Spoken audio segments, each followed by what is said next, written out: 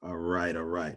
Thank you all for being here to participate in our fourth and last Real Talk for Real Change Equity Symposium Series event of 2020 on advancing hip hop as a path toward equity. First, I want to acknowledge that the University of Wisconsin-Madison occupies ancestral Ho-Chunk land, a place their nation has called Dejope since time immemorial. In an 1832 treaty, the Ho-Chunk were forced to cede this territory. Decades of ethnic cleansing followed when both the federal and state government repeatedly but unsuccessfully sought to forcibly remove the Ho-Chunk from Wisconsin.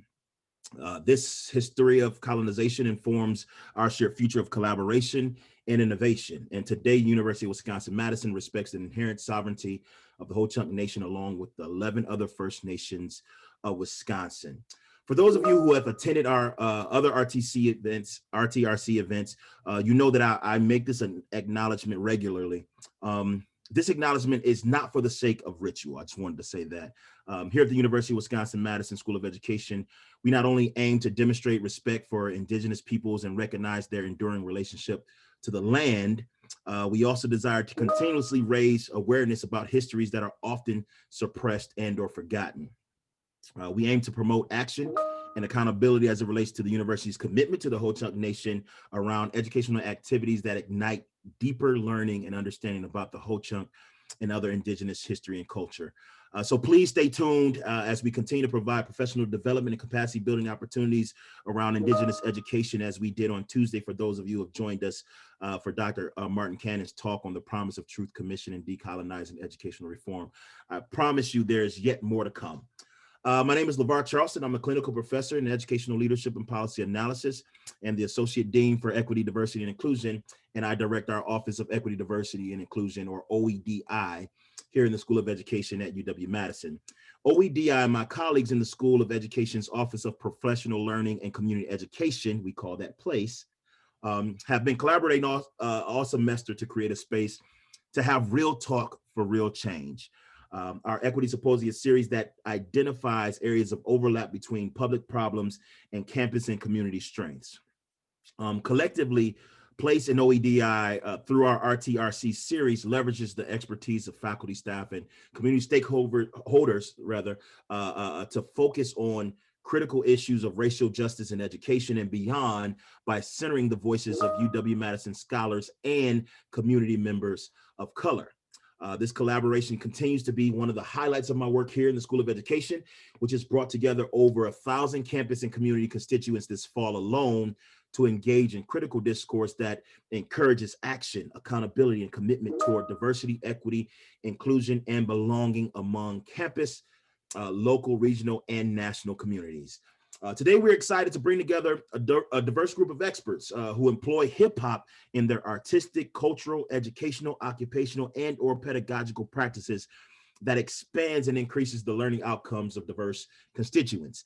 As an educator myself who has grown up influenced by artistic expressions, informed by hip hop and urban arts, I see hip hop as an opportunity or an educational tool for student engagement and learning, and as a strategy that, if employed effectively, can create meaningful connections with students and content while meeting students where they are and teaching to and through their realities and experiences.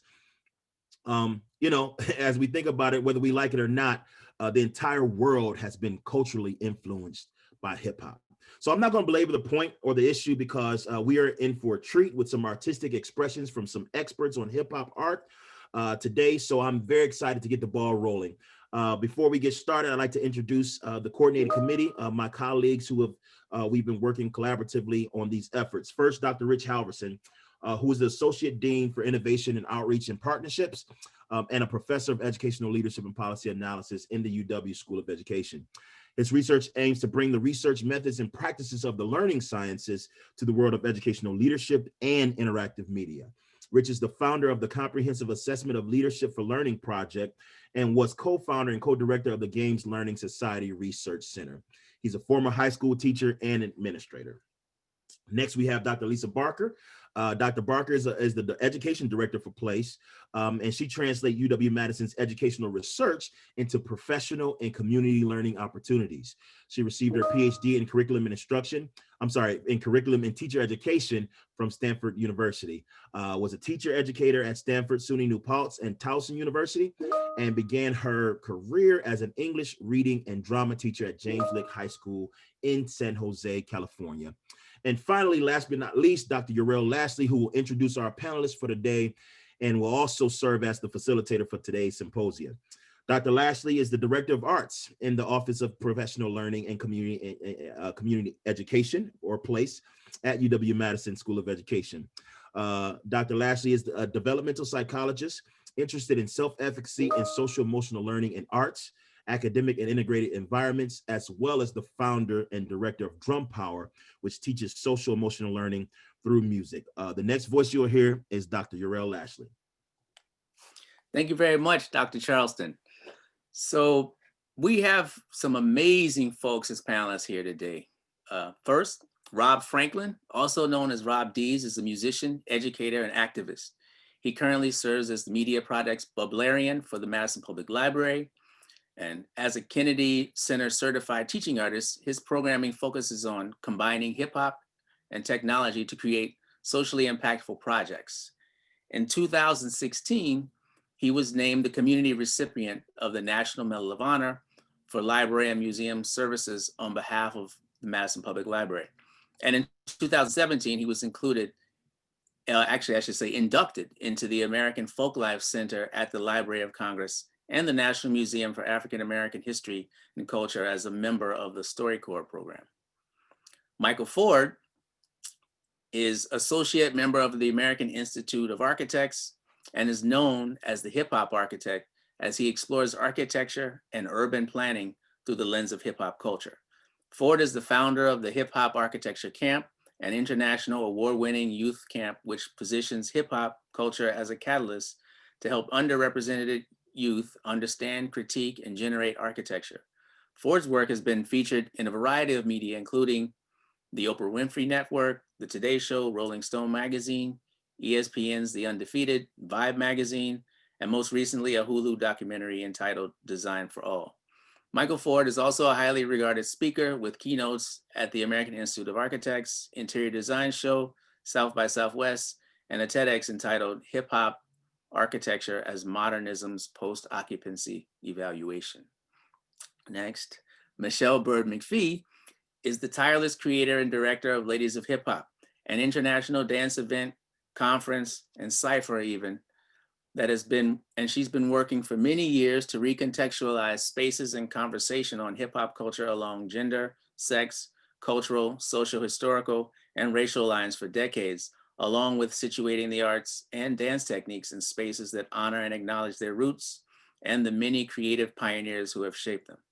Michelle currently serves as the executive director of Ladies of Hip Hop and is a lecturer at the University of Wisconsin-Madison's at Division of the Arts sponsored Integrated Arts Residency. Dwayne Lee Holland Jr. was in the original Broadway cast of The Lion King, as well as a featured dancer and assistant choreographer for Maurice Hines' Broadway production of Hot Feet. In May 2015, Dwayne graduated magna cum laude from the University of Iowa with a Master of Fine Arts in Dance, with a focus in choreography. He was the first hip hop artist to graduate from their graduate program. In May 2019, Dwayne was installed as an assistant professor of dance at the University of Wisconsin-Madison, where he is the first hip hop faculty member. And finally, Sophia Snow is a Boston-raised multimedia artist, educator, and organizer. Her work has been featured in a range of publications, television, and theater, as well as in the Boston Globe, Cosmopolitan Magazine, American Girl, WWE Network, and the Public Theater. Sophia is currently the director of the Office of Multicultural Arts Initiatives at the University of Wisconsin-Madison, housing the Cutting Edge First Wave program, the world's first and only full tuition scholarship program for hip hop and urban arts. So welcome to our distinguished panelists. Since this is a gathering of artists, educators, we thought it appropriate to provide an opportunity to ground what you hear from them in their arts practice. Not performances, but a presentation of artistic identity. So each panelist shared a video. So our starting questions for the panelists for today are, how do you situate your work in the larger history of hip hop as both art and also as cultural, part of a cultural movement? And then secondly, how can hip hop advance equity in and through education? And on that second question, we ask that you provide some examples of this in your work.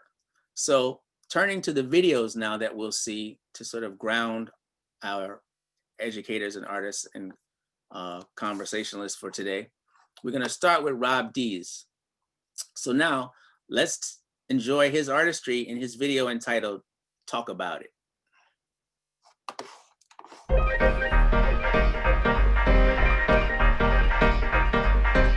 That's that babe Ingram right there, man. And when it all fall down, lay forward. Hard to see forward, no longer ignore it. Some folks talk value about the statue, but when our lives seem to have more value, we come in peace just to get some peace. A cry for justice pouring out in the streets. Should strike a nerve when you see this reality. Through this BS, yo, we just want humanity. From a code of mama, don't raise no fools. Now I'll be doggone, it's time to change the rules. Cause the only way we gon' deal with these problems is to come up for those held down on bottom.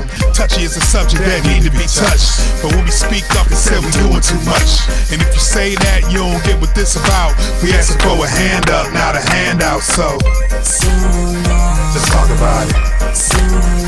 Let's talk about it. Let's talk about it. Let's talk about it. Let's talk about it. Let's talk about it. Let's talk about it. Let's talk about it. Give us a book, so we had the book. Silo Harriet systems of hate that us stole the book now. We just been saying it's not a good look. Started to catch it on tape, post live on the book. So what's finna happen now? It's all on the table. Tired of the lies and we tired of the labels. Before we get a chance, we always under aim. They say we play the card, but this not a game. This is the breaking of invisible chains. You dig our fame, but you won't dig the pain.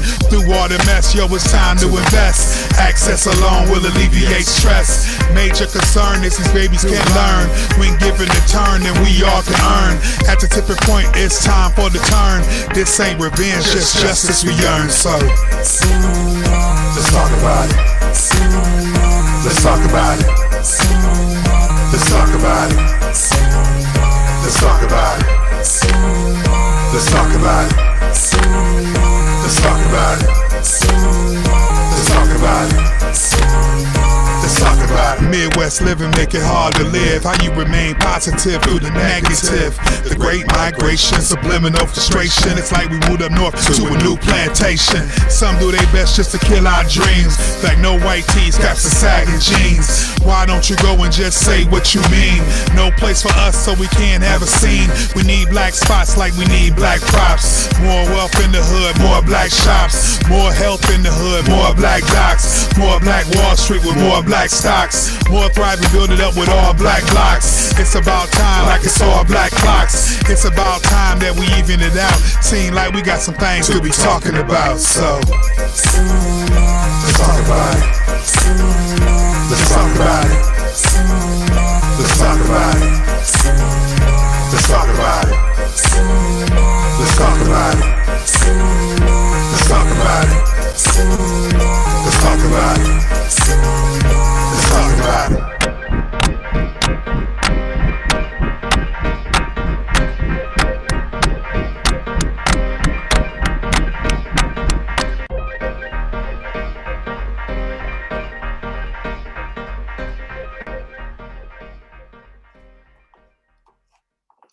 All right, so well, I guess got us off on the right note for sure. And we are indeed going to talk about it. So Rob, we're gonna turn to you first and ask, how do you situate your work in the larger history of hip hop as both art, but also as a cultural movement? And further, how do you think hip hop can advance equity in an educational way, but just more generally? And please provide some examples, if you can, of this in your work. All right. So first of all, man, thanks for having me. You all, I appreciate it. It's cool to be here. So I guess I'll answer the first question first. You know, for me, for the way that it is, hip hop is truth, man. And at least for me, what I try to share in this song is the truth and the reality that I see and can feel my community feels, as far as what we feel and the need to start talking about this. You know, like in particular, like when a lot of this artwork went up, this was in result of the protests that were happening. And to be quite honest, it's funny because I have a lot of different friends from a lot of different backgrounds, and they were very like hesitant or nervous or scared to even have these conversations about what's really going on in our country, these uncomfortable conversations. So that's kind of where the song came from. Like, let's talk about it. Like, you know, let's talk about these situations. Let's talk about, you know, the systematic and the oppression and all the things that we deal with, and looking for a more positive outcome for everyone. So that's kind of where it talked about. So musically, I feel like that was important, and culturally, to not only express it through song, but within the visuals, the expressions of a lot of artists that were drawn together during the period of the protests to create murals and things that you see in the downtown area. So I felt it was important to be able to show that to people that really haven't had a chance to come downtown. Obviously, with COVID hitting, made it even more difficult. But even just to be able to show the artwork, to show the expression of our people and what we're dealing with and what we see and what we're going through, and in hopes that, you know, somebody that sees it will be able to take something from it. So, yeah. I guess I would just follow up, Rob, just to dig a little deeper too, because you do a lot of educational work with young people, with production and creating work. How do you see that as a vehicle for sort of thinking about advancing equity and also getting into some of the issues that you are presenting in that video, but also just we're referencing in terms of important things that we need to talk about and try to address? Well, I think it kind of goes hand in hand. I mean, obviously for me, from an artistic standpoint, trying to share with youth that I work with the importance of sharing your truth and sharing your testimony, and making sure that you know, it can play a part in helping the bigger picture. How that ties in educationally is obviously the work that I do at the public library revolves around digital literacy and teaching through the lens of hip hop. Not just in the standpoint of like training people to be rappers, but like being able to have people share their stories in different ways.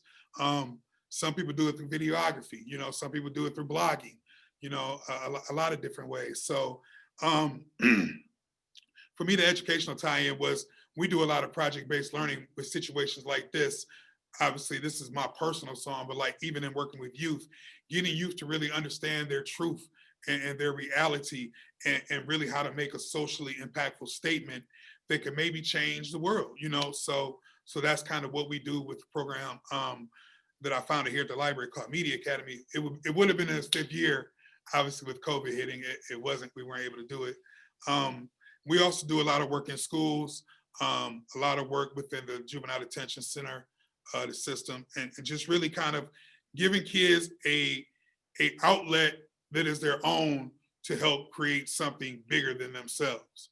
That's kind of what we really try to do. It's like, you know, I take it as now that I've grown in hip hop, I take it more of, I'm like an unk now, you know, uncle. So like, to be able to pass it along to shorties, to get them the ball to run with, that is what we do, you know. So and we've had the chance to do it in a lot of different programs, a lot of different partnerships. Obviously, you'll hear from Mike Ford. We've had a chance to partner with him on some projects. So yeah, that's what it is, man. To try to get these babies something to run with, man. The world is changing, and they need tools, and it's on us to give it to them. So that's what it is. Indeed. On that actual point, did you take any inspiration from the fact that the protests were led in large part by young people, and think about ways that might connect to what you've done in the past, but maybe what you're trying to do into the future? Yo, man, I'm gonna make it real brief. I don't, you know, a lot of people might not know this, but I actually live on State Street. I live on the 100 block of State Street. Like right outside my door was Protest Central, you know, and for me, one of the beautiful things is I've been doing community work, you know, far outside of this video and far outside of my work within the library, but to see shorties outside that was my babies, you know, as little kids, and now they teenagers and young adults, and they picking up the mantle, like, that's dope. Like, that's like, okay, you was paying attention. When I was barking and yelling down your neck all the time, you was listening, you know? And it's like, so for me to be able to see that, you know, it was just kind of mind blowing, man. And really, you know, and especially considering the fact of like, when it comes to stuff like media attention and sensationalism and the way sometimes stories are painted, to actually be able to see it on the front lines and see the peacefulness of it and the way these shorties move. And really, it's like, you know, for me, it warmed my heart being an older person that works in community work to be able to see these kids got it. Like, let us step aside and let y'all through, do y'all thing.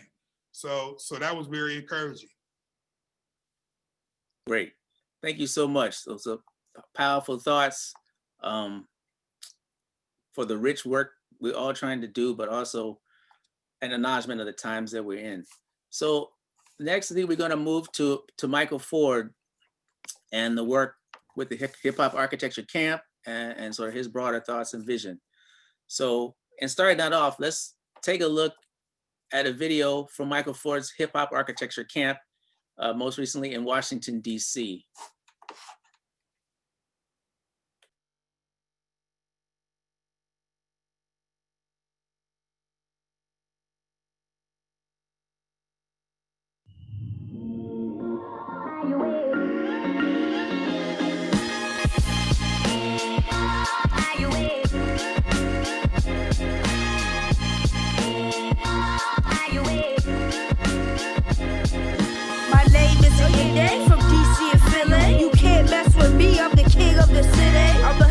Community just like I help my people. The way to better places can be my own sequel. I turn my vision to potential, you can check credentials. Everything I say is coming on my mental. They hate it now, they really judgmental. They sleeping now, cause I ball like Mitchell. Switch. I grew up in a place being gentrified, raised in Chocolate City, rehabilitized, hanging out in the streets of Eastland Gardens, where houses were built by Louis K. and Clyde Martin. The world can't appreciate their work, they seem infinitesimal, smaller than neutrons. The female architect is a minority, only 450, yet women are a priority? But I snap back like an elastic. I slash raps abusively, enthusiastically. Black neighborhoods reducing drastically. We need to find a way to build our community.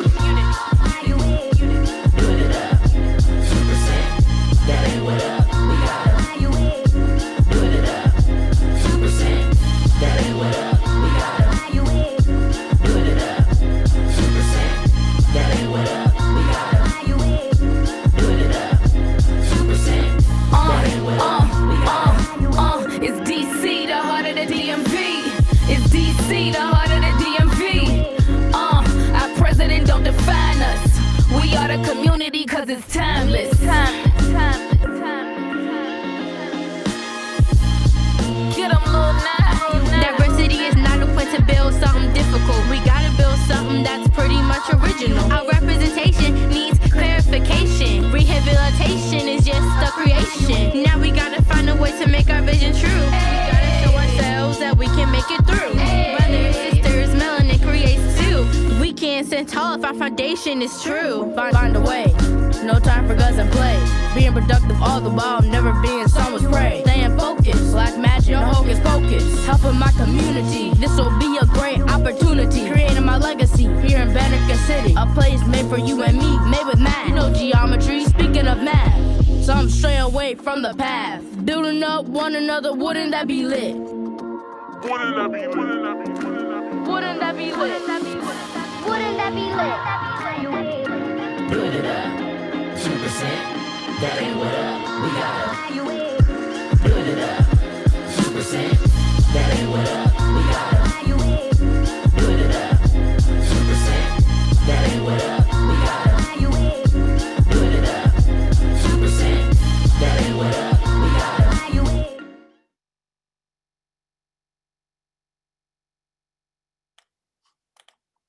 All right. That, I mean, man, the young people are lit, I think. Okay. So, Mike, how do you situate your work in the larger history of hip hop, both as art and also as a cultural movement? And then can you give us some examples of how you think about it as a way to advance equity educationally, but just more generally? Yes. First, thanks everybody for having me.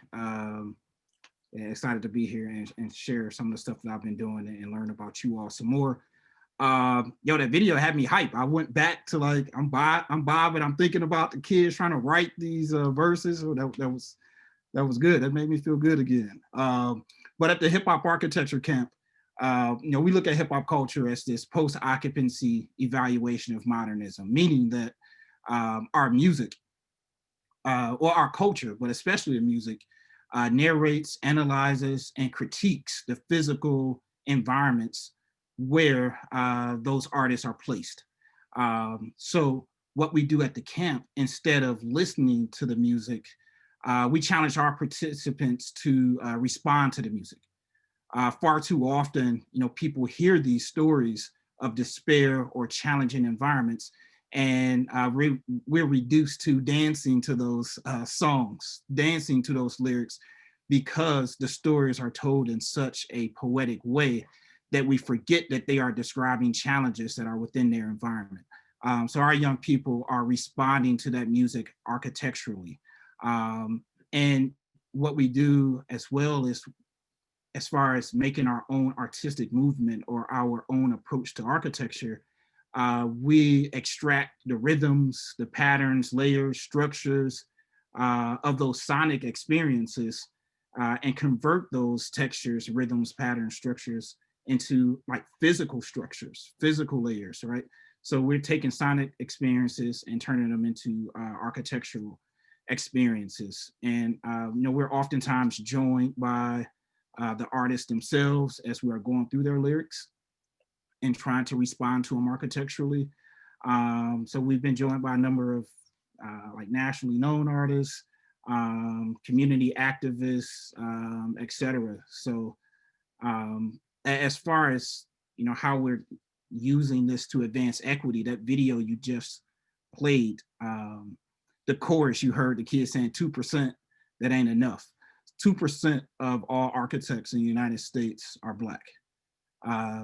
And 0.2%, which is about 500 now, are Black women. And our song was saying that 2%, that's not enough. And the hip hop architecture camp, we have created an approach to architecture that not only increases the recruitment of Black and brown people into schools of architecture and design, but ultimately provide a mechanism for them to transcend their peers. So this new approach, it focuses on the contribution of Black and brown folks who are oftentimes left out of history and theory courses about architecture. So we look at lyrics from Mos Def or Yasin Bey, Lauryn Hill, Nas, and others who established the fact that we were the first architects, the first scientists, the first engineers. We were the people who invented STEM, if you will, but through the commodification of those professions, we have been left out, and those professions have suffered in our absence. So now we've created this new approach that hopefully, again, brings more people not only to the table, but give us the approach that allows us to transcend our peers. Yeah, thank you, Mike. I mean, what you're doing is super powerful, and starting especially with like a critique of the environment, right? And then leading towards sort of increasing young people's thoughts around how they can be empowered to make change. And I wonder just how do you think about the camp as a facilitator of paths to specific community change for young people who are growing up in different communities, and sort of how did, I guess, and how do you sort of start to lead them down that road through the camp? Yeah, so every city that we go to, or even some of the different countries we've been in, like Kenya, you know, everyone, all of the hip hop, I should say, is regional, right? It's specific to that place and space. And when you listen to the stories, like my hometown, Detroit, you know, you can hear lyrics about some of the historic Black neighborhoods that were decimated during the Highway Construction Act, right? So you can hear about places like Black Bottom or Paradise Valley. So we listen to those stories that are specific to the young people's neighborhoods and cities, and again, challenge them to respond to those lyrics, to those stories. And one of the beautiful things about Black music in general is that this has been consistent throughout all of our music genres, if you will. If you look at blues, jazz, rock and roll, even Motown, you can hear critiques of the spaces and places that the artists live. So every city, every country, we try to make it specific to music that's in their immediate environment, and then also have them generate music that's specific to their city. All right, thank you. Okay, so now, I mean, we get we got such an amazing panel. It's almost difficult as a host to sort of pivot from one thing to the next. Oh, I said that word, but in any event, we're going to move on now to focus on Dwayne Holland Jr. And we're going to explore, I think, in looking at the video that he's provided, the connection between the drummer and the dancer. And also just some larger ideas that I know he's going to take us deep in terms of thinking about corporeality, and how that relates to hip hop, bodies in space, Black bodies in space, and so forth. So let's go ahead and check out the video that Dwayne provided for us today.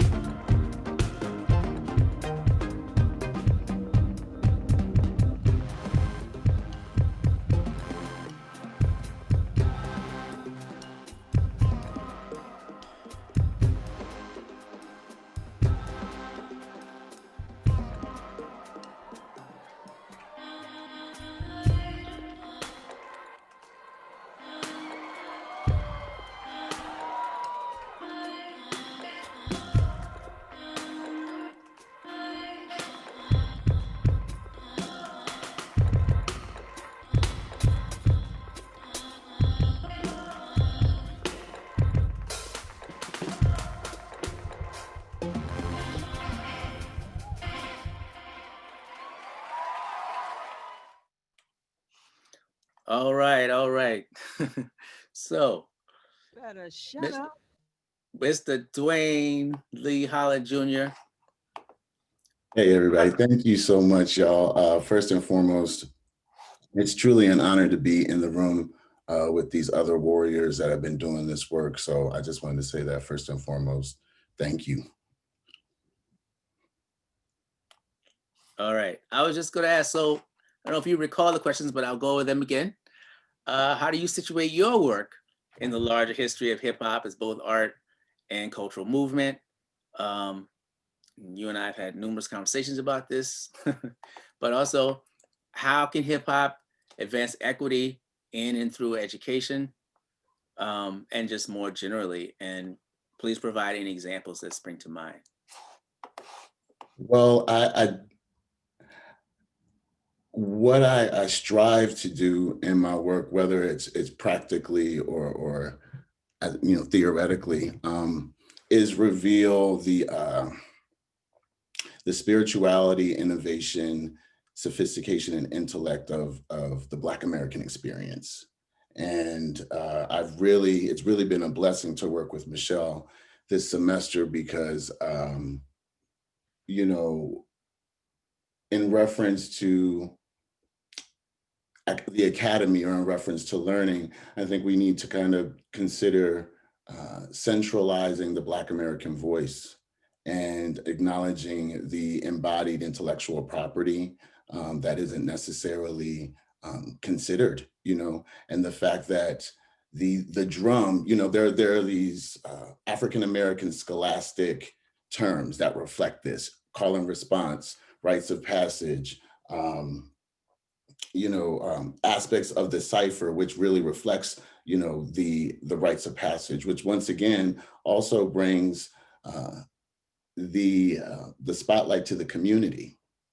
And that's the thing that I think that is most important, and is also being reflected in this space, is that community is what is at the center and the source of who we are as Black Americans, and how the displacement that Mike was speaking of earlier, we all show up in these different spaces with the understanding of the drum, and how the drum sends out a call, and how the body, or it sends out a spirit that comes into the body.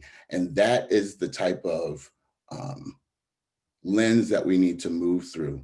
And even going a little deeper, realizing that women in general aren't looked at, but also the specification of Black women and how they were leading a lot of spaces, not only in the academy, but also in the space of the actual work in the community, like creating the spaces for the parties to happen, managing the artists for things to happen. And that just isn't in reference to hip hop, that's in reference to the African diaspora cultural continuum, the chronology of the Black American.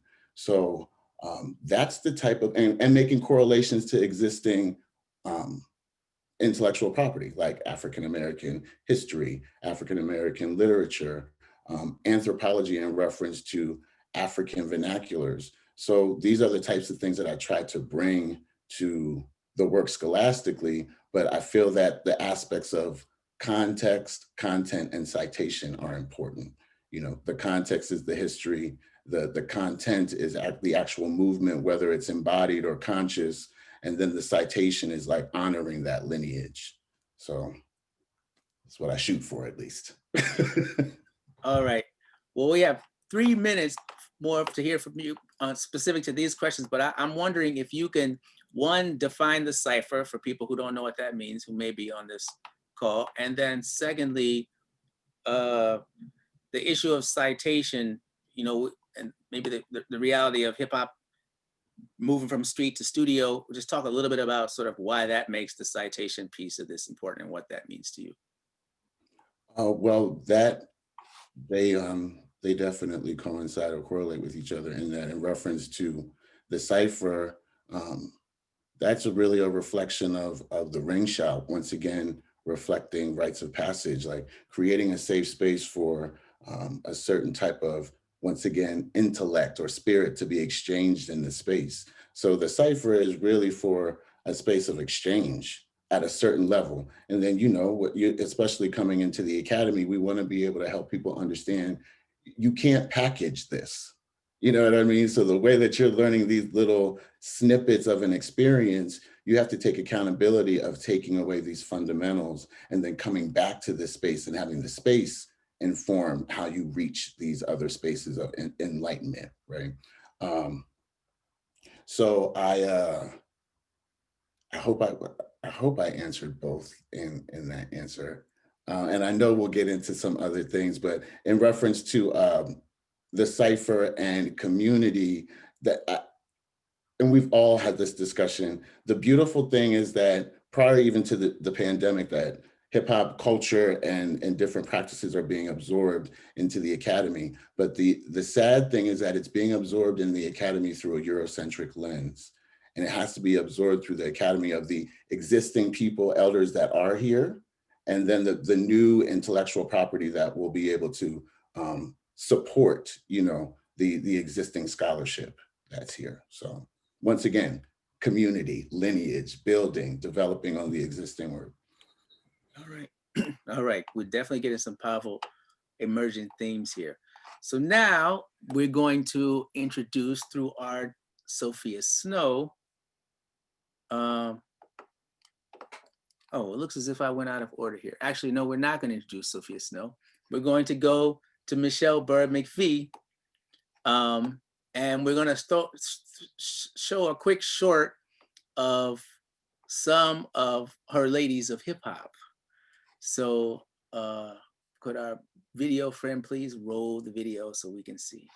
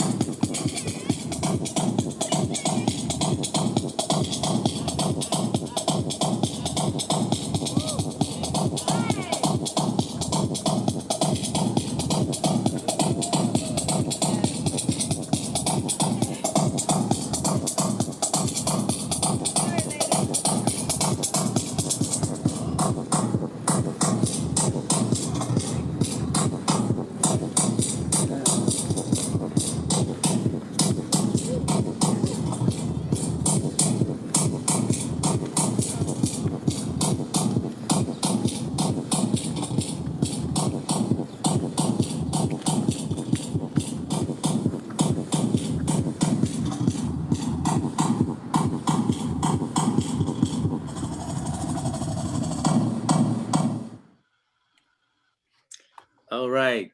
So, Michelle, how? That's something, man. They did. I know you told me they did that on a smoking hot day, and in sneakers in the grass. Like that's no easy feat. But how do you situate your work in the larger history of hip hop as both art and cultural movement? and try to also utilize it as a tool to advance equity in education, but more generally? And what examples would you share with us? For sure. That piece is interesting. I've been sharing it a lot on chats because I think it's a visual representation of really the work, all the work that I'm trying to do through Ladies of Hip Hop and through any opportunities I get because of it. And that piece is an example of like the stage versus the street, as well as choreography versus freestyle, and the ways in which hip hop culture is consumed, the way in which it's seen, the way in which it's expected to be presented on stage. And what you didn't see, that piece is much longer, but when it goes further, we really explore this way in which we exist intergenerationally. So what you see there, like some of the women that are dancing in that piece, I say girls because I've known some of them since they were kids, some since they were born. And I think the work that I'm doing is really like this powerful intergenerational work around women's influence in hip hop culture in general, but just the larger scope of Black vernacular dance and Black lived experience. And so I think, you know, I'm trying to reinforce and help rebuild this continuum in which women exist in this culture, right? Because, you know, I think thinking back, a lot of the pioneers, male pioneers that share their stories and have been sharing this culture around the world for quite some time, always start with a story of like, well, I first got introduced to dance through my mom or through my sister. And, you know, that is their often the place where they start in sharing their stories. And then they go further by saying, you know, when I went to the club, the reason why I really got into dance was so I could impress women. And so what I think is interesting is how somewhere within there, we become erased or removed from the stories, or are not part of actually passing on our culture and the stories and the art of this culture. And so my work is to change that, right? Is to kind of remove this like misogynistic element of the culture and the way in which women are seen to be situated, but really reflect the way that they are situated in the culture. And that is in, you know, ways that I'm in the culture, which is organizing and teaching and sharing and moving the culture forward. And then also like, you know, we're carrying a lot of the load. You know, you go to these classes where a lot of the male pioneers share and teach, and most of the students are women. And so that, you know, in this time of like Me Too and gender equity, I think, you know, the work that I'm doing in Ladies of Hip Hop is like perfectly situated to, you know, address some of these issues. And it's a place for women to tell their stories from their perspective and, you know, address the inequality that's existed, you know, in particular in this culture, and also the way in which it's being put forth, you know, because, you know, Dwayne knows around the work that he's been doing, inviting me into these spaces because he's been doing this work in academia and higher education, and it's mostly with his male counterparts. And he's like, wait a minute, there's a missing element here. Folks, y'all don't know about the amazing women that are, you know, I wouldn't even say in the back of the culture or the, you know, behind the culture running. No, we're in front, we're behind, we're on the side, and we in the cipher, you know. And I feel like the work that I'm doing is addressing that part of it, plus empowering women and girls and bringing, you know, those intergenerational stories and experiences to the masses.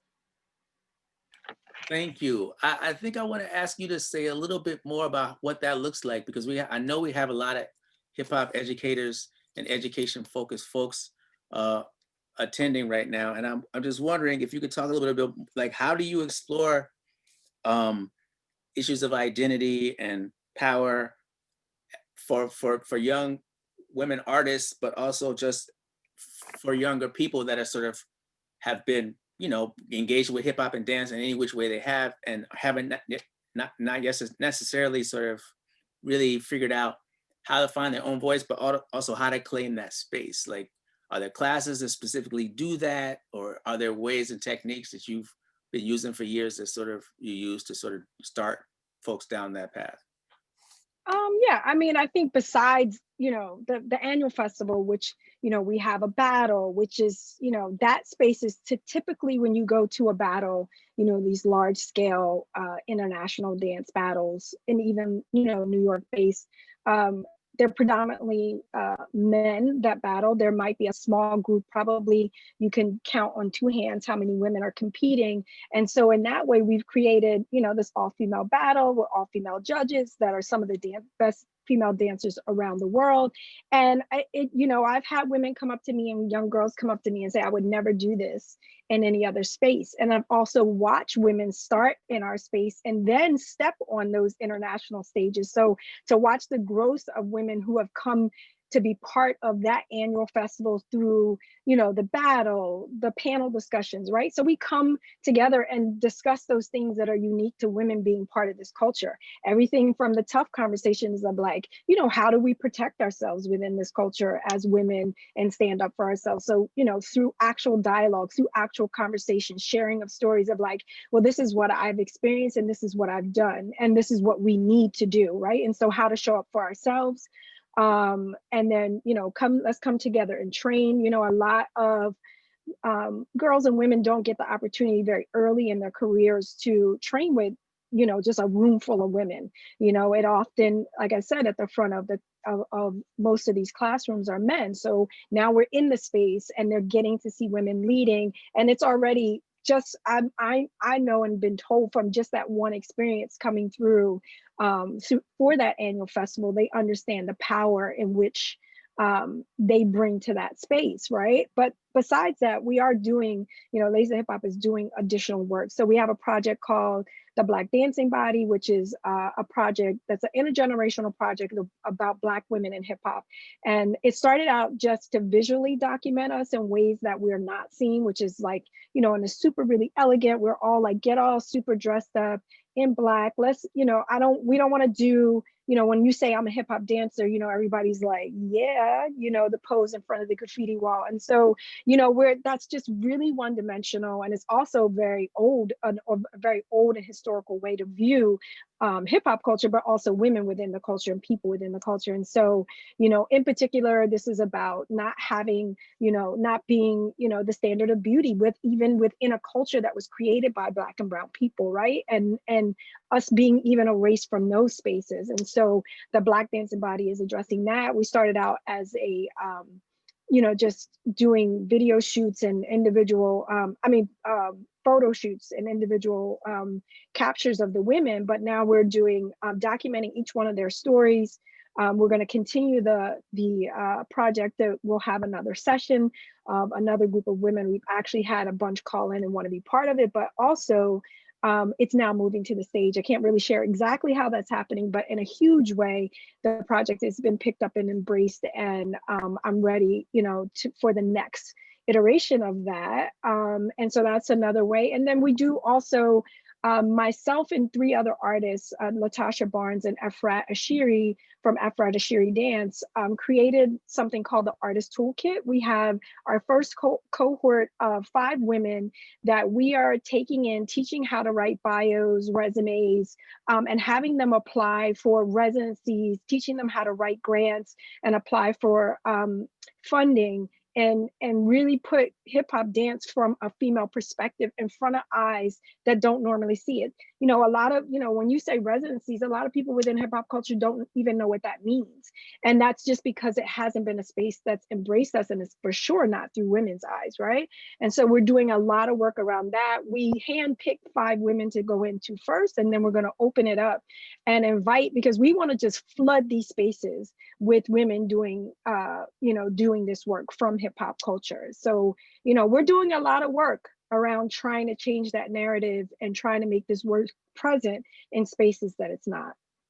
All right. Thank you so much. That's super rich information. So quickly, I know a lot of folks are in the chat wanting to see these videos without the glitchiness of Zoom at a later date. And I can't, we will, I promise we will try and put as many of them, sort of make them accessible as best we can.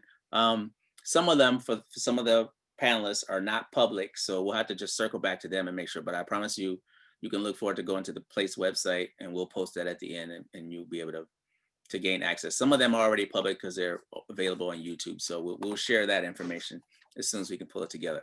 Okay, so now we're going to turn to Miss Sophia Snow, a spoken word artist, obviously now an administrator at UW, but one who's been a gatherer of people for a long time in different ways.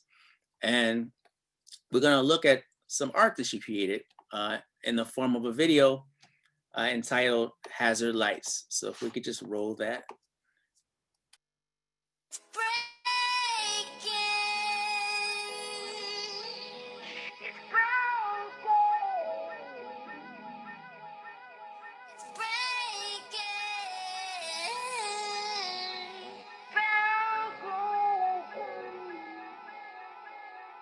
Close calling, lights flash hazard. Feel like I'm free falling backwards.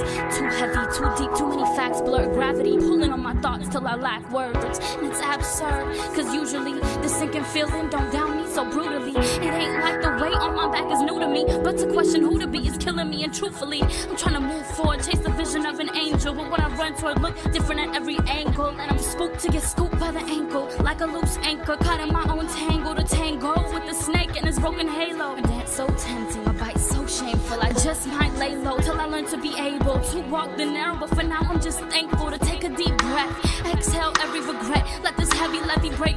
Open my chest, the tide's high like the stakes, and I'm ready to bet. Nothing's ready to burst. I'm unsteady and yet I'm prepared for the worst. A little scared, but I never cared to carry the curse. I've been wearing this pain like I wore it out first. Ripped sleeve where my heart used to be, and I'm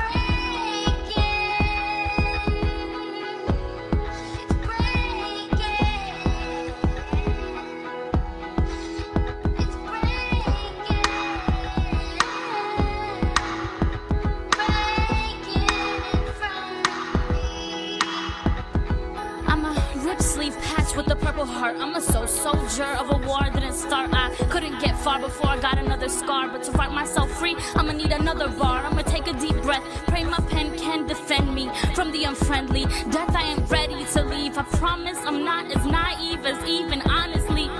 Obviously, are human, I do sin. I know what a few men can ruin. I've been caught in bad knots and loose ends, tangled in the box I've been locked in.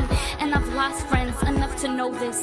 Don't take too much to notice. An angel at all angles is focused. So just to chase this image, I wrote this backwards. Cause I feel hopeless when I lack words. Too heavy, too deep, too many facts blur. Close call and lights flash hazard. And it's absurd. Close call and lights flash hazard. Feel like I'm free falling backwards. Too heavy, too deep, too many facts blur gravity. Pulling and I'm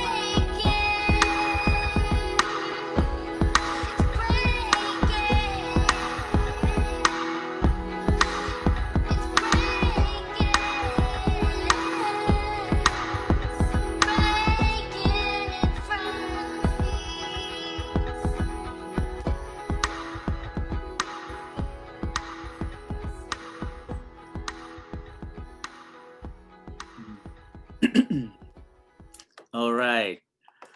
So, Sophia, how do you situate your work in the larger history of hip hop as part, both art and also cultural movement? And how do you think about it as a sort of tool to advance equity through education, but more broadly? Obviously for you, that's going to mean a myriad of things in terms of the reach and depth of the programs that you're running now here at UW, but any examples you can provide us to sort of help that bring that into focus would be amazing. So I'll let you share now. Yeah. Hi everyone. Yurel, when you asked us to share videos, I was so nervous and shy to share that video. But looking at these questions, I wanted to talk about hip hop as community, and other folks have touched on the cipher and call and response, and just how like that video to me embodied that, because everybody in it was like, took place. I shot it in my apartment in Boston. The person who helped film it was my best friend since third grade.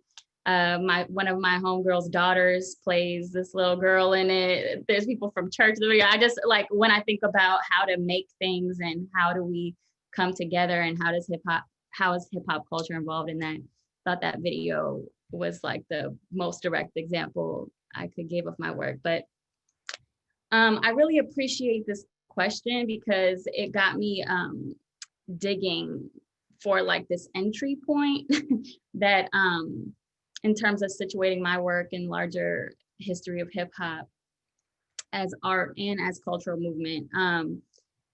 I couldn't pick like just one point because hip hop has always been such a huge part of my life.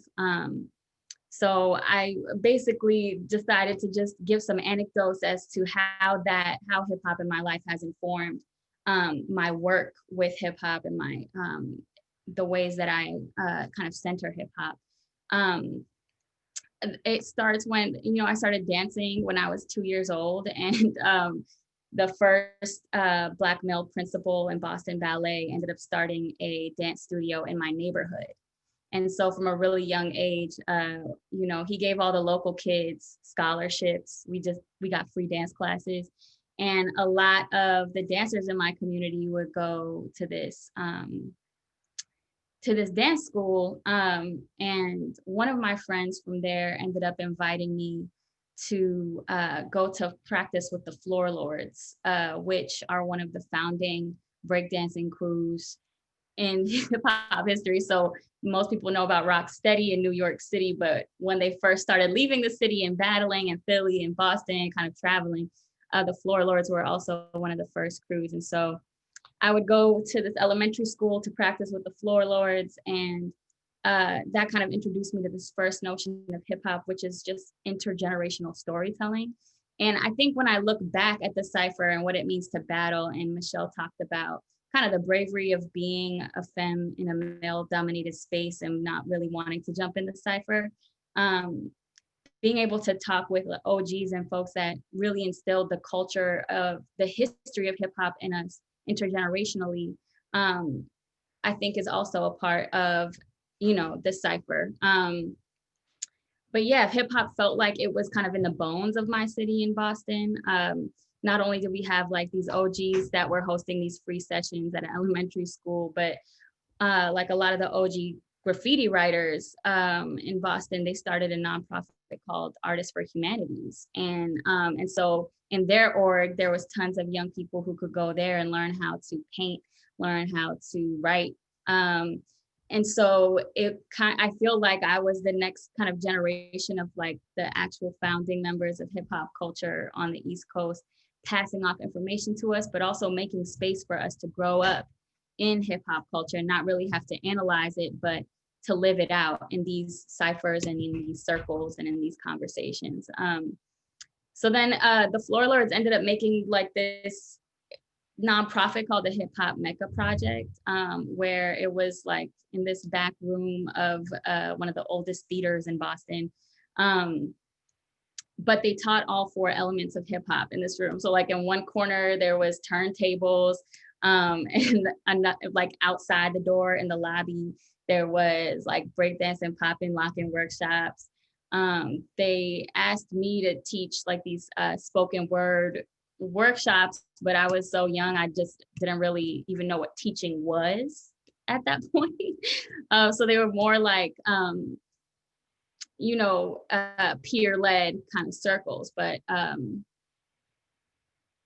mom was a Boston public school teacher who lesson planned every morning, night, and weekend. So I kind of pieced it together. There were more peer writing circles than anything else. And sometimes they were just ciphers and we would freestyle. But that was kind of my introduction to hip hop pedagogy as a young person, kind of my own space of learning and teaching and sharing from my peers. So yeah, there was also these really well-attended youth open mics in Boston. There was an event called Critical Breakdowns, Breakdown at the Villa Victoria. Every month it would get 300 to 400 youth. One of like the regular dance crews of that open mic even made it to America's Best Dance Crew. If anybody else remembers that show, there was this really dope org that did double Dutch. And so these youth open mics were like either they were in this space that could fit 300 or 400, or they would pack out smaller rooms of 50 to 75 youth. And so my point is, hip hop has always been community to me. It's always been about creative release, about gathering, about fun, about collaboration. It's always been intergenerational. It's been the news, the cipher, the conversation would often revolve around what we saw going on around us. It's been hard. It's been a space for really tough conversations, and it's been also easy and natural and free flowing. And so how has the culture been situated in my work is kind of hard, if you can imagine, to pinpoint when it comes to like youth organizing work or workshops or learning spaces or creative spaces. There was a point, you know, when I wasn't even thinking about going to college because I like didn't see myself in it, just from my own community, what I was thinking about. And I was, you know, blessed with this opportunity to attend a prestigious university on a full ride for what? For hip hop. And that was the first year of the first wave hip hop and urban arts learning scholarship. So it wasn't just like the representation that actually got me to college and continued to change the trajectory of my life, but the culture of hip hop being infused in the spaces I inhabit, it was just a game changer for me. And because of that, I insist on centering hip hop in every facet of community organizing and administrative work that I do. So that's a little bit about how hip hop history has been situated in my art, in my work.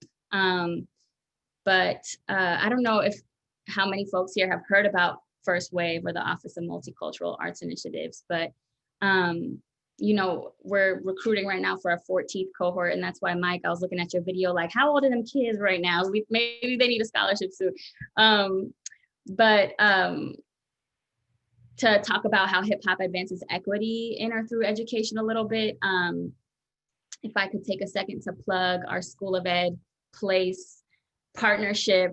We have an annual Educators Institute called Hip Hop in the Heartland. And I wanna say this year we're approaching year 13 of it or so. And I know I saw in the chat that we have some Hip Hop in the Heartland veterans who are with us today. But we just had we're embarking on a digital series that'll kick off in January. And I'm sure all of that information will be available on the Place site.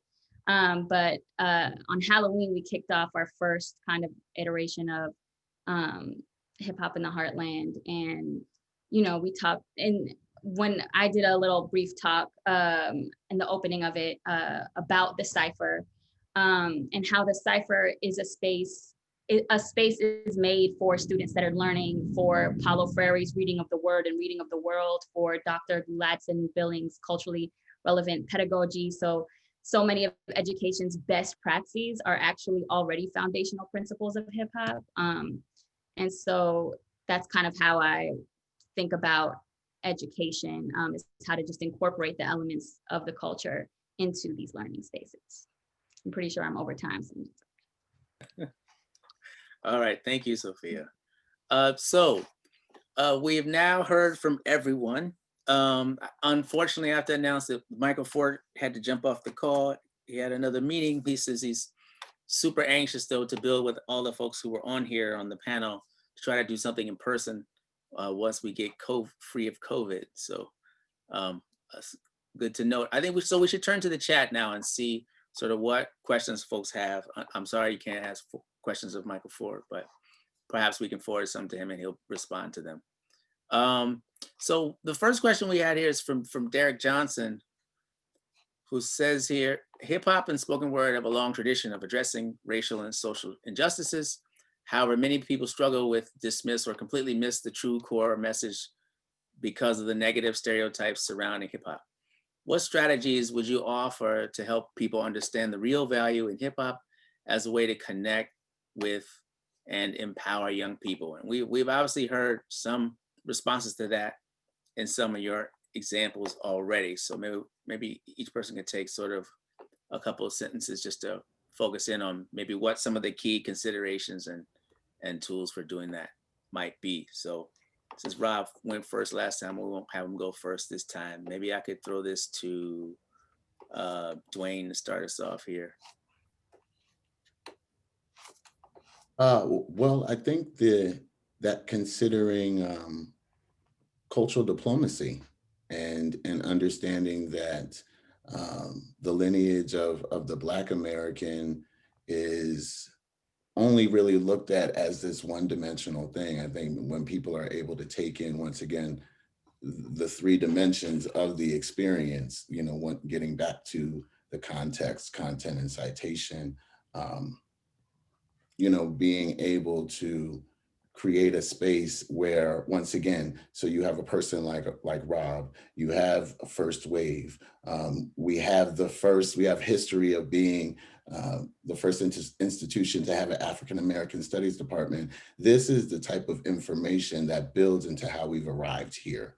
If we are all able to take in this type of information and use that as a platform, it gives us, like a person like myself or Michelle or another gentleman on this call who's a part of the UW brand, why not people like ourselves who are movement scientists, where I feel like that type of research and data hasn't necessarily been used to spearhead this type of information. So I think being able to bring the focus back to the body, but specifically the Black body and how it exists in history, and how in history they use music, theater, and dance as a way of survivorship. So looking at it in that way.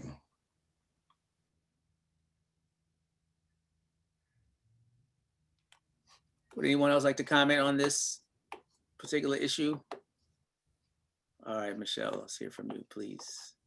I'll make it really quick, you know, because basically, to summarize what I got from the question was, you know, how do we get away from the negative stereotypes of the culture, or the negative narrative of the culture? And, you know, I walk this fine line, right? Because I have to make the case for, you know, standing up for women within the culture and fighting the misogyny. But I also use every opportunity that I have. Like, number one, why is that the first question that comes from everybody? You know, how do you deal with the misogynistic element within hip hop culture, as if it doesn't exist everywhere else in the world, right? So, like, putting that back on the folks that ask me the question, like, well, how do you survive every day in a man's world?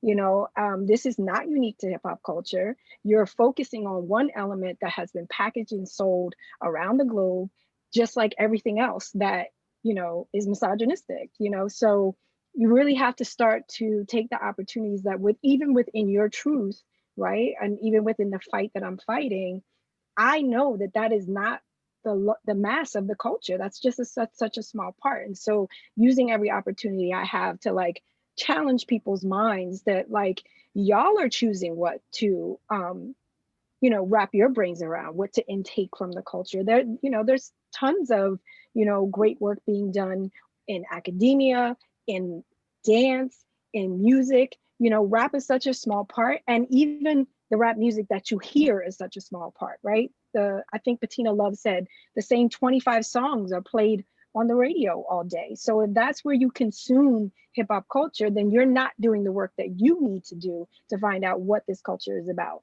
which is community, the people, the art, the stories.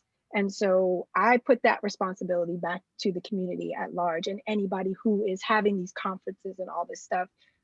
Let's talk about what it really is.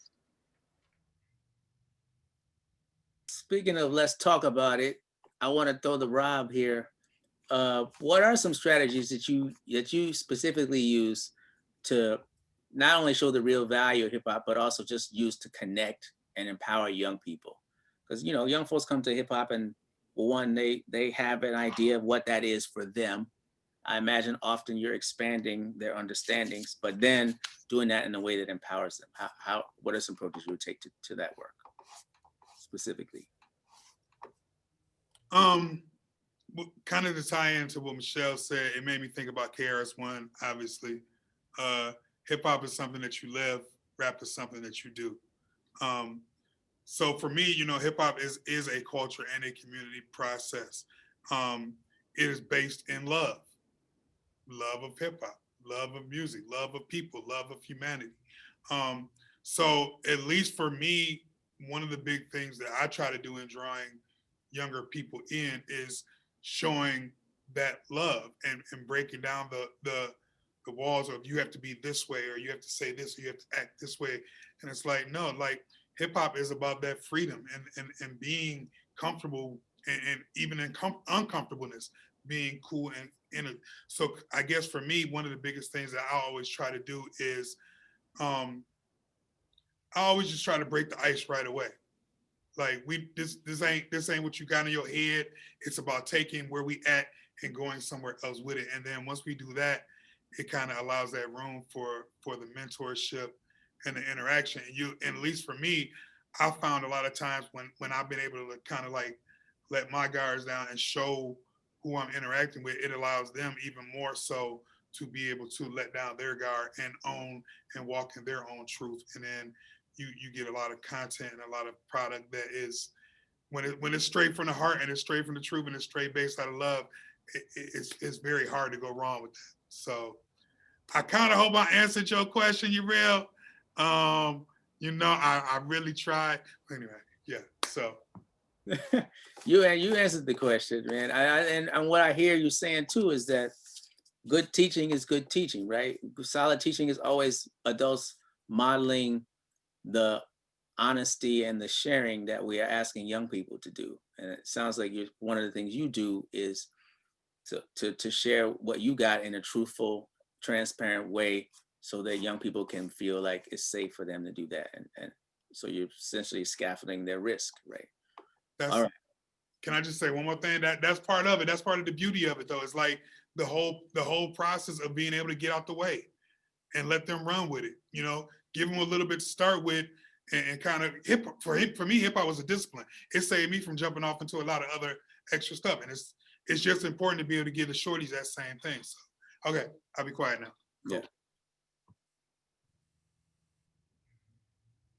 That's important. And you don't need to be quiet, because that issue of taking it to the point where it's youth empowerment is the final piece, right? That's the difference between culturally responsive and culturally relevant teaching, right? Responsiveness is just, you including everybody in some kind of way and thinking about them culturally, but being really relevant is meaning you let folks get in the driver's seat and you teaching young people to be critical so that they can define and create for themselves. So I think that's an important point to make. All right, I got planes going overhead in my neighborhood now, so excuse that if you hear that. All right, I think we should broaden this question a little bit. So we have one question from Jeanette Paredes, I believe it was the pronunciation, who is in the process of trying to create an actual course. I'm not sure if it's a specifically hip hop course, but it's clear that they want to include some hip hop elements and get into sort of issues of discrimination and injustice. So it seems like a socially justice sort of focused thing. How will we think about trying to incorporate hip hop, lyrics, poetry, theater, and sort of guiding students through that journey? And I guess in thinking about that, that's just sort of, obviously a very large question. That's a whole course, right? A curriculum, essentially, they are asking for. But maybe we take a piece of that and think about, well, just what are some ways to just try and incorporate the art form, I guess, with fidelity to the art form and fidelity to the young people and their ideas. And Rob got into that a little bit. But in specific service of sort of thinking about social justice and social action and empowering young people to be able to do that. I think, let's see, to make this somewhat democratic, why don't we start with Sophia on that one, if you wouldn't mind? Yeah, sure. The narrowed down question is, how do we bring activities into the space? Yeah, specific to hip hop related activities. So thinking about lyrics, poetry, theater, hip hop culture, and toward the goal of social action. So empowering folks to be able to advocate for themselves and decide important issues and then advocate for them. Word, yeah. I think there are some really easy ways to start if that's kind of where you're at. Oftentimes, I think when educators who are not from hip hop culture hear hip hop pedagogy or hip hop education, they think that they gotta like throw on a backwards hat and figure out all this slang and try to like get down with the students. And that's not, it's not hip hop pedagogy. It's not hip hop education, but some really simple ways are to introduce the cipher into your classroom, which we've seen other folks, like other pedagogues and writers and folks who think about education kind of infuse into best practices as well. But just the idea of like when you walk into a classroom, are all the desks facing front and the teacher is at the front giving the knowledge and bestowing it upon the students? And what kind of learning space is that? And kind of in hip hop pedagogy, and you would have a cipher, right? Where everybody is bringing something to the table. Everybody has something to teach. Everybody has something to learn. So what would it look like in your classroom to arrange all of the chairs in a circle and to teach from that perspective, either seated or standing, but doing it together, kind of evening the playing field in that way. And that's introducing the cipher physically to your classroom. Other activities have been like allowing kind of this space for students to explore their creativity. I don't know who else is on Twitter like that, but recently there's been some viral videos from a teacher in what looks like a first or second grade classroom.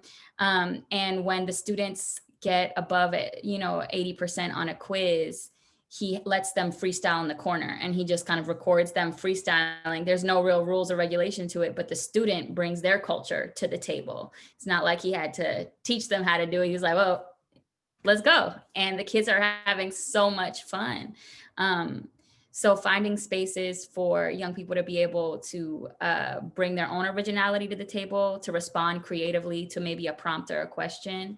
And lastly, I would say, your best bet is bringing in practitioners to your classroom, bringing in guest artists, people like Rob, like Michelle, like Dwayne, like Yarel, like LeVar, like folks who do represent the culture to come in and work with your young people directly. And before I came back to First Wave as the director, I was the executive director of a youth spoken word nonprofit in New York City called Urban Word.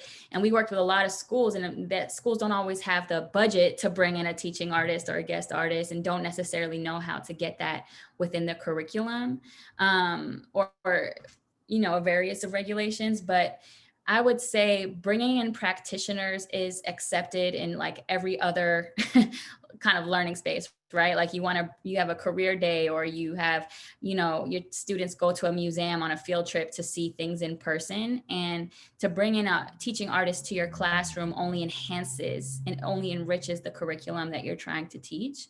And in that way, you also have someone that can help be a brain partner, a thought partner, in how to infuse that work into your curriculum more authentically. So think of it as an artistic field trip right in your classroom. If you don't know how to do it yourself, there's somebody in the community who could probably come right in. Those are just some of my thoughts off top. But. All right, thank you, Sophia.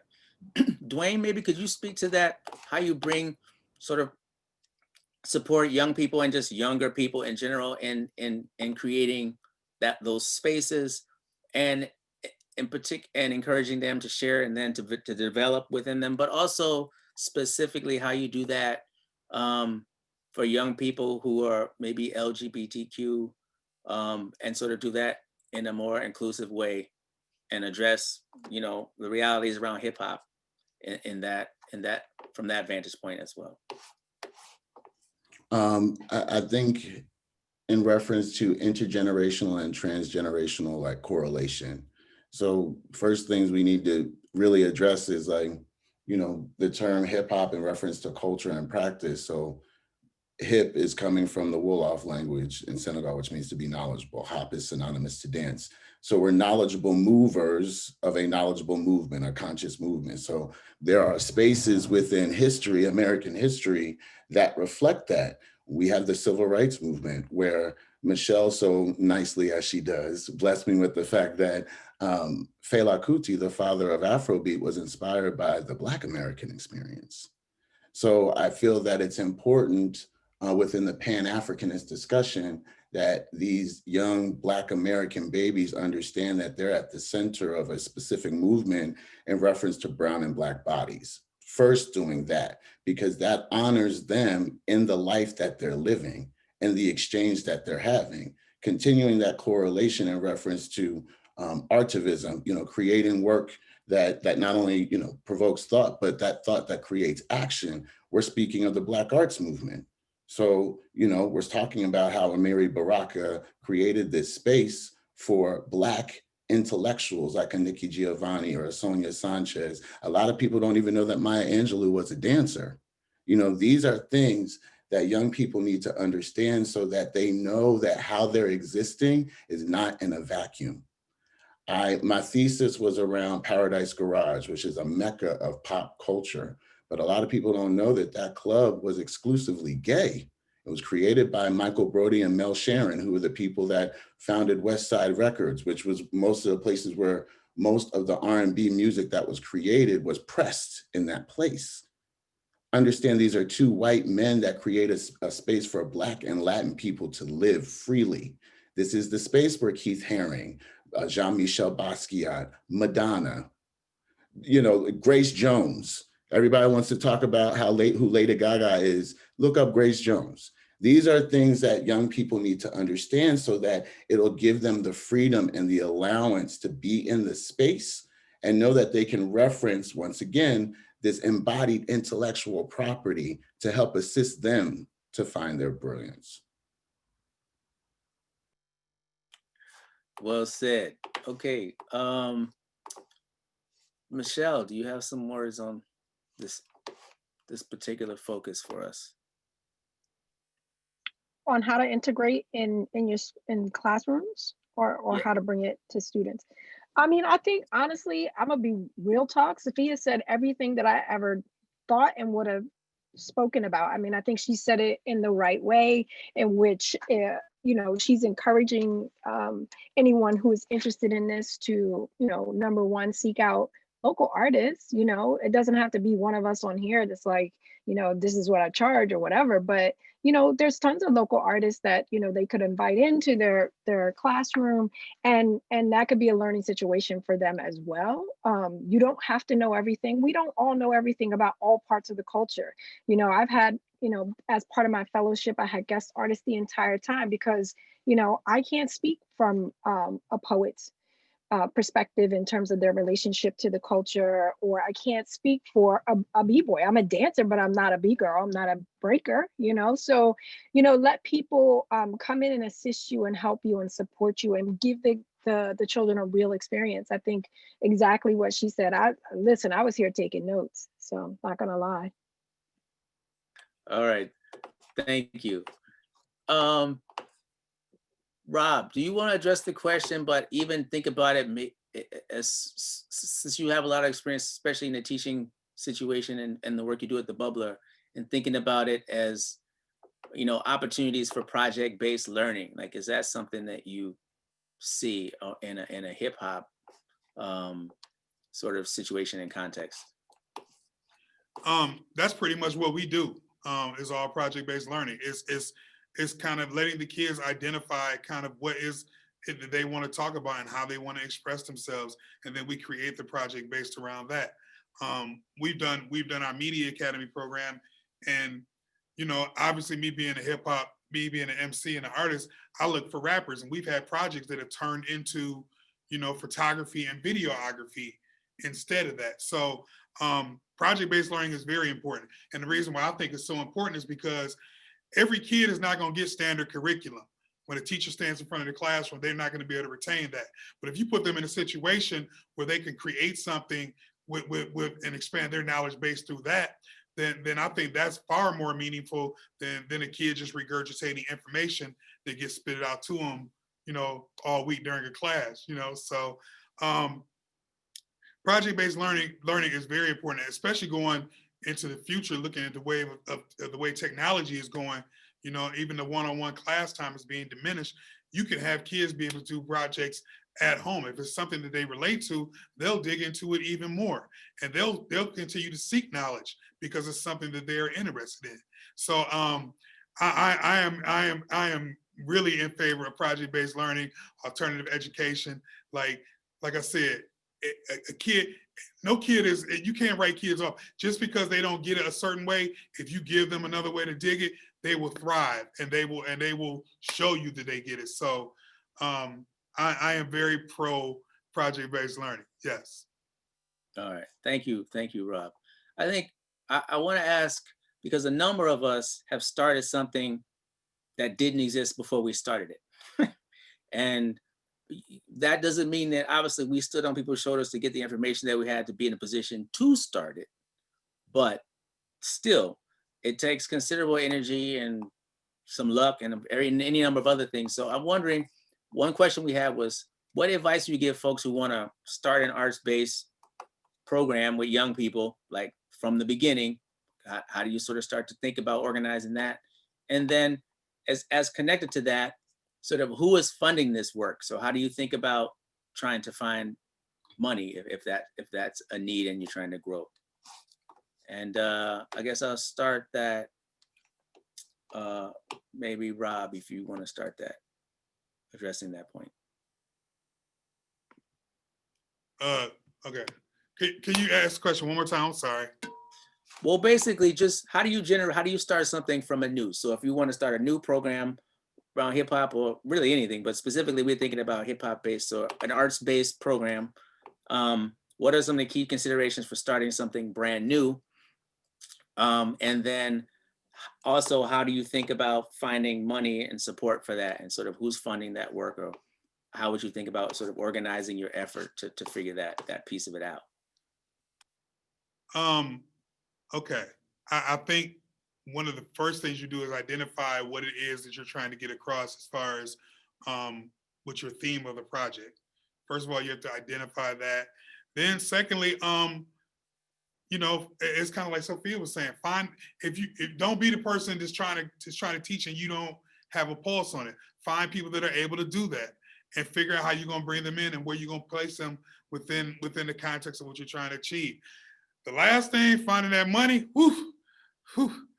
I don't know, grant writing a lot of, you know, like going out and seeking money. I mean, there are pockets of ways that you can find that are not, you know, for example, arts programs might be cut, but there might be money in other areas of community engagement that you can take from it and try to be able to give it to the artists to do that. So that's what I would suggest.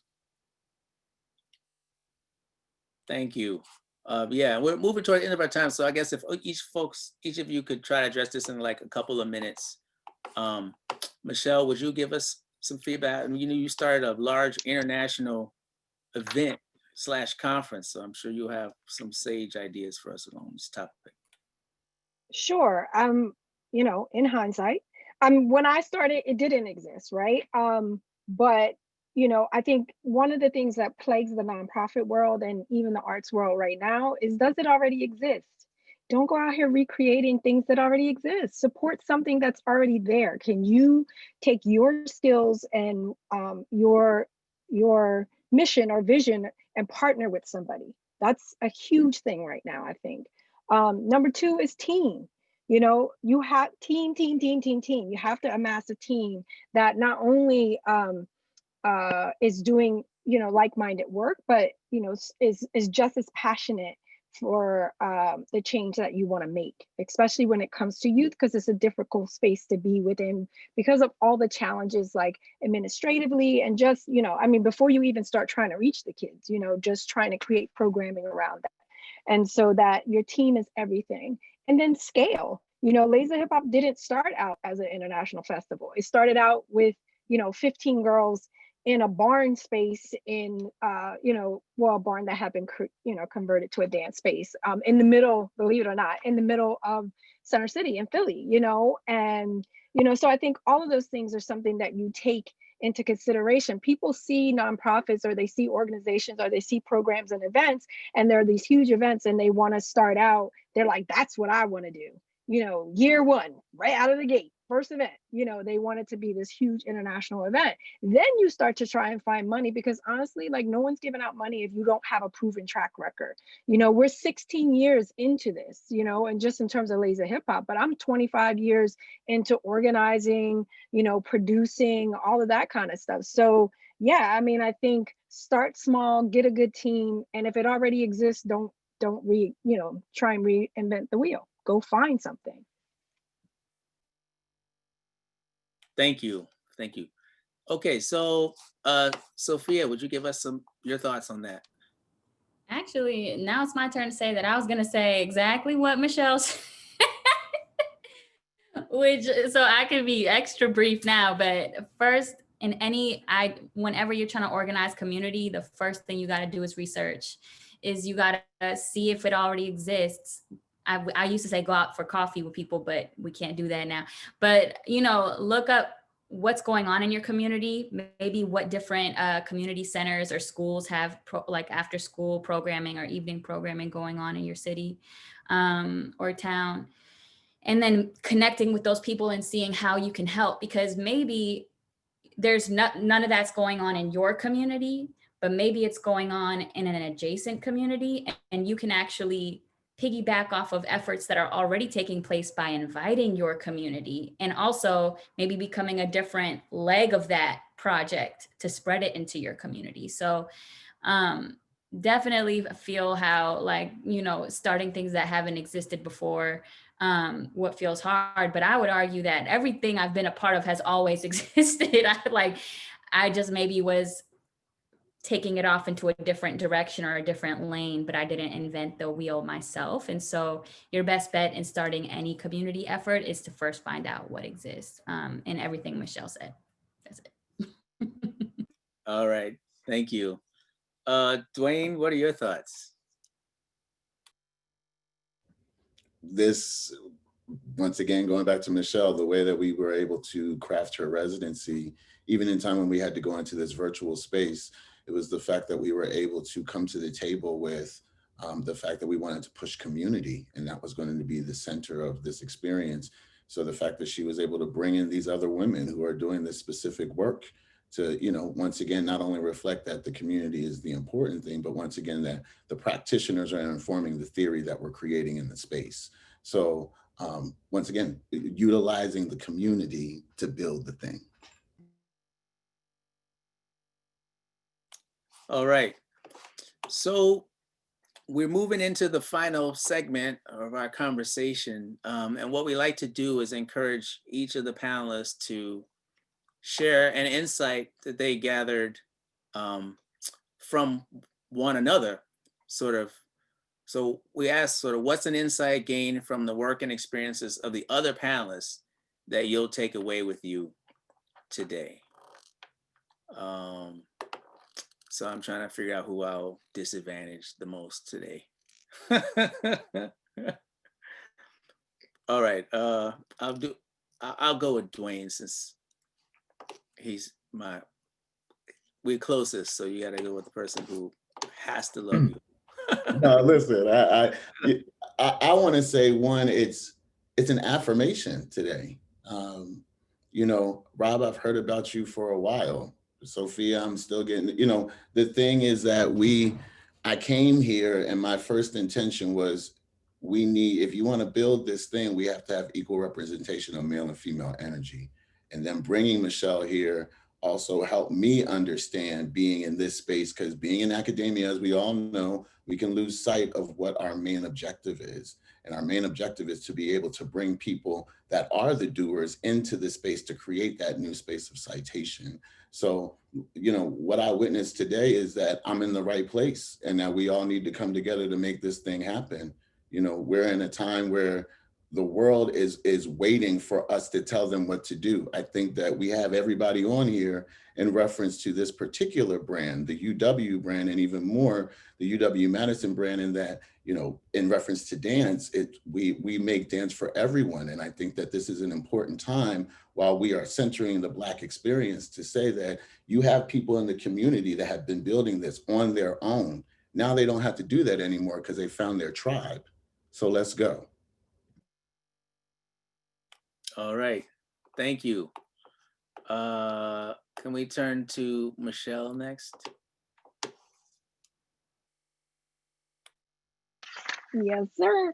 I mean, I think I'm gonna echo a bit what Dwayne is saying. It's just affirmation, but what I think also is very clear from this conversation and all the conversations that have been happening in relation to hip hop culture, but also Black Lives Matter, Me Too. We are in a time of dramatic change and movement towards equity, inclusion, and the way the world should be. We are in an opportunity to really as Black and Brown people, step to the forefront of our own stuff, and instead of having it packaged and sold back to us and told what it is, we are now standing up and being the voice behind or in front of, let me say, you know, the conversation around this culture.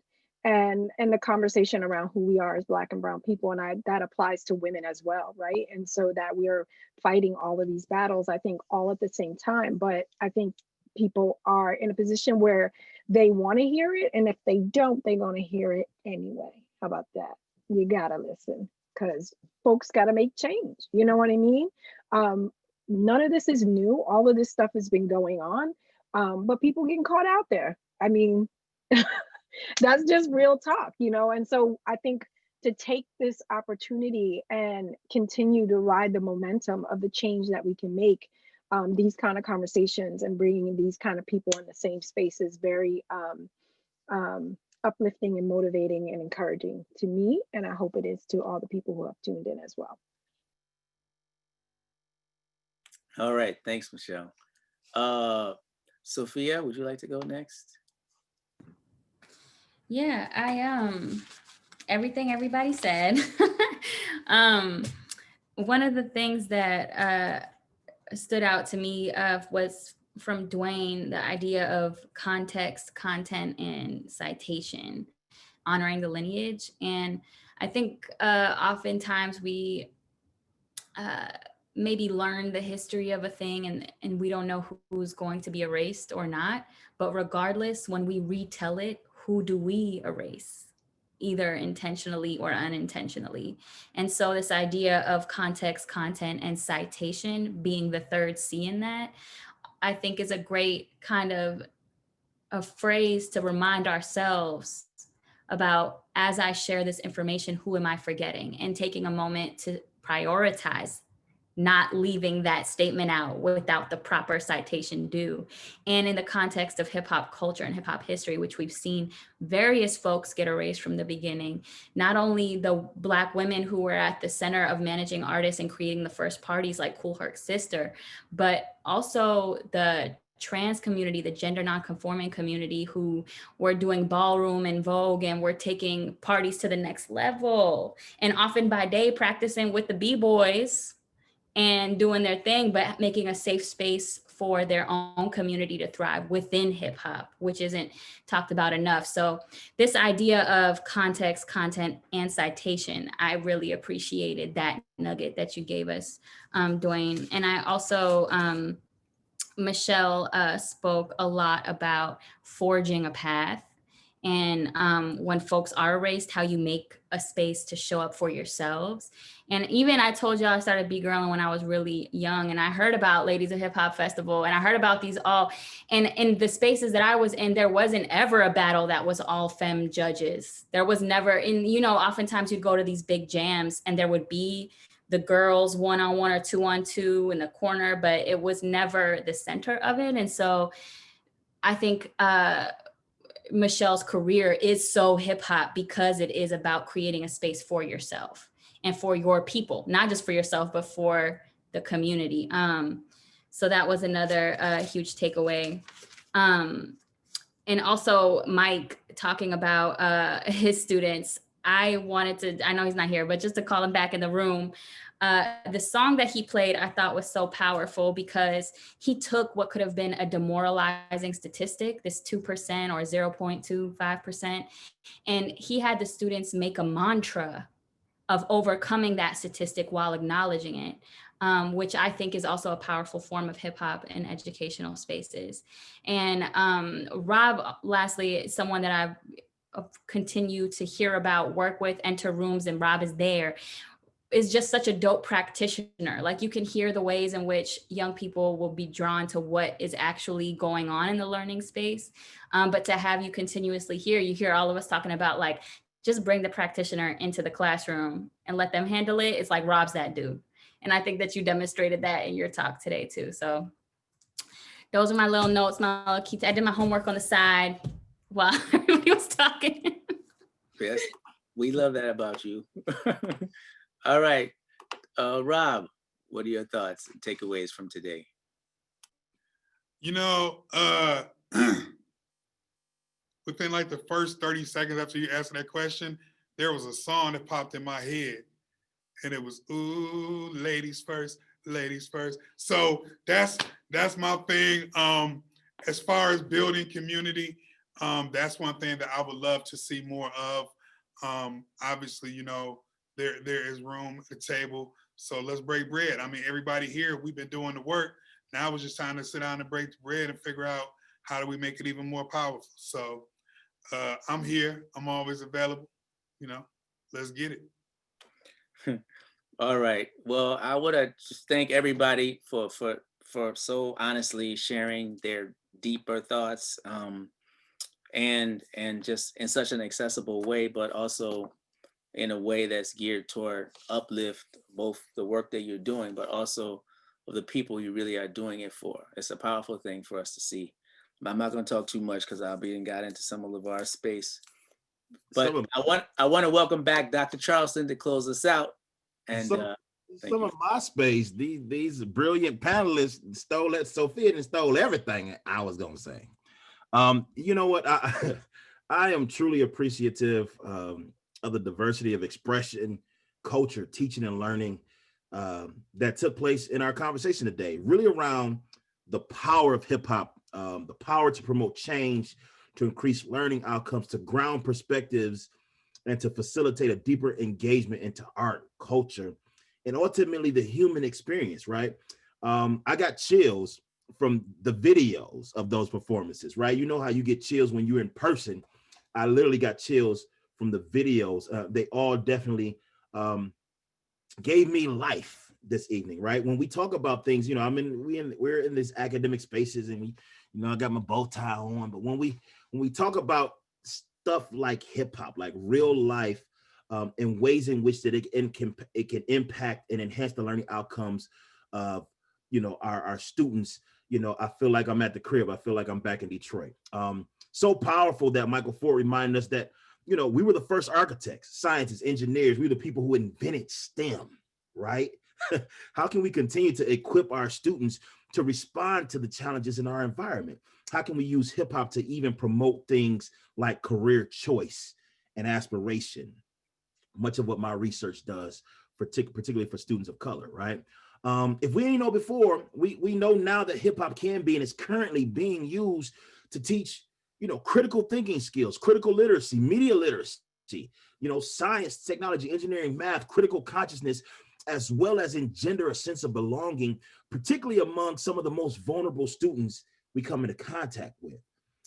In other words, you know, hip hop is an innovative, not even an innovative, it's a tool to advance equity in a variety of spaces. And as Professor Holland said, enable students to reference embodied intellectual property to assist students in finding their brilliance. I mean, if I could take the quotes that, anyway, y'all, look, as I think about sort of, we had dance here, we had rap here, and thinking about rap, right, for example, which was brilliantly demonstrated today, it's America's most popular genre and can be used to make meaning of both current events, history. Hip hop can be incorporated into curriculum to enhance vocabulary, and really importantly, effectively connect students to important subjects they might otherwise dismiss. If we adhere to cultural diplomacy, as Professor Holland reminded us, we can promote context, content, and citation, and we can honor these historical lineages.